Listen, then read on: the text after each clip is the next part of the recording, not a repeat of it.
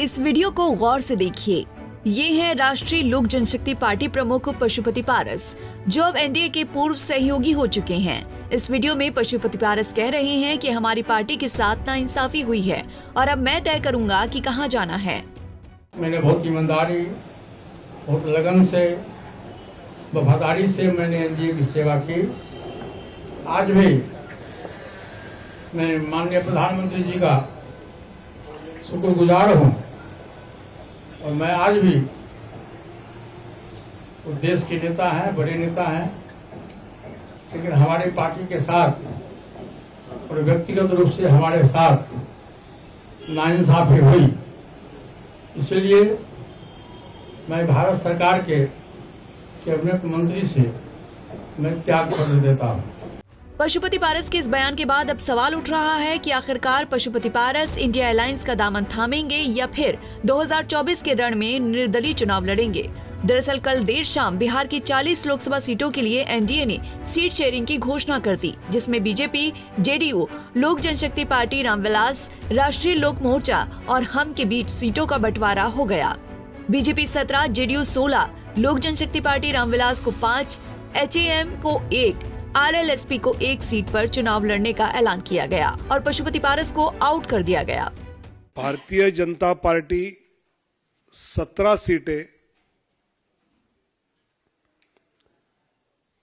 NDA के साथ लड़ेगी।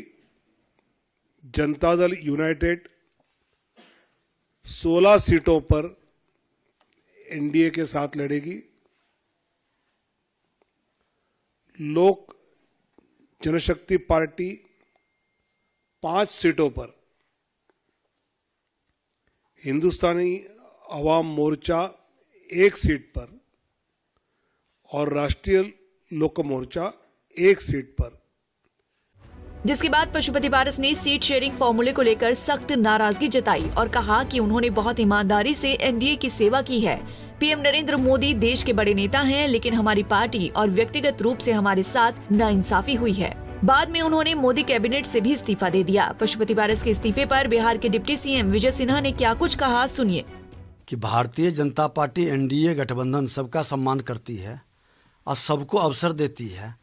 भारतीय जनता पार्टी पुराने लोगों का सम्मान करती है, नए लोगों का भी स्वागत करती है, नए लोगों को भी अवसर देती है। आज उन्हीं के परिवार से माननीय चिराग पासवान जी, जिनके पिताजी के जाने के बाद उनको अवसर मिलना चाहिए था, लेकिन इनको अवसर देते रह गया पार्टी। कैबिनेट मिनिस्टर ये रहे। अब अवसर बदलता है, मिलता है, सम्मान सबका होगा, इसमें कहीं प्रॉब्लम नहीं है। वहीं पारस के इस्तीफे पर तेज प्रताप यादव ने कहा कि उन्होंने बहुत अच्छा फैसला लिया है। पहले ही एनडीए छोड़ देनी चाहिए थी। अगर वो आते हैं तो उनका स्वागत है। तो एनडीए में तो नाइंसाफी होती ही है। अच्छा किया उन्होंने छोड़ दिया। उनको बहुत पहले ही छोड़ देना चाहिए था पारस जी को। अब अच्छा किया उन्होंने छोड़ दिया, तो बहुत अच्छा डिसीजन है। आप लोग की तरफ आएंगे तो सर वेलकम करेंगे। एकदम वेलकम करेंगे हम तो सबसे पहले वेलकम करेंगे उनका। इसका पॉजिटिव असर होगा इंडिया पर? पॉजिटिव असर होगा अगर आएंगे? पॉजिटिव असर हो रहा है। क्या तैयारी है सर 40 सीट? क्योंकि भाजपा खत्म है 25 में। मेरा भविष्यवाणी है 25 में भाजपा खत्म। सूत्रों के हवाले से ये भी खबर सामने आई है कि बिहार में एनडीए के सीट शेयरिंग फॉर्मूले को लेकर उपेंद्र कुशवाहा भी नाराज हैं, क्योंकि उन्हें 1 सीट ही मिली है। वो कई दिनों से 2 सीटों की मांग करते आ रहे हैं। लिहाजा देखना होगा कि बीजेपी उपेंद्र कुशवाहा को मनाती है या फिर पशुपति पारस जैसे ही छोड़ देगी। बिहार में चाचा भतीजे की लड़ाई में भतीजा बाजी मार गया।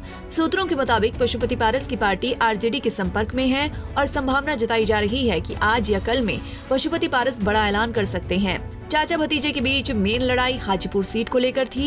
एक तरफ चिराग पासवान कहते थे कि हम हाजीपुर से लड़ेंगे क्योंकि ये मेरे पिता रामविलास पासवान की पारंपरिक सीट है, तो दूसरी तरफ पशुपति पारस भी हाजीपुर सीट को लेकर ही दावा ठोक रहे थे।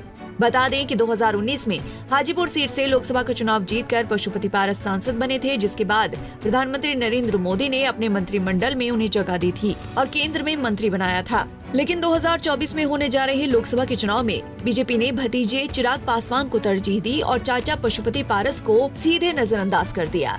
चिराग पासवान को ज्यादा तरजीह देकर यहां बीजेपी ने एक मैसेज देने की कोशिश की है कि वो युवाओं को अपनी पार्टी में ज्यादा मौका देते हैं। चिराग पासवान फिलहाल खुद जमुई से सांसद हैं। ऐसे में अब सवाल उठ रहा है कि आखिरकार बीजेपी भतीजे को ज्यादा तरजीह देकर चाचा को क्यों बाहर का रास्ता दिखा दिया। इसके पीछे की क्या है बीजेपी की रणनीति। Bureau report, Punjab Kesari TV.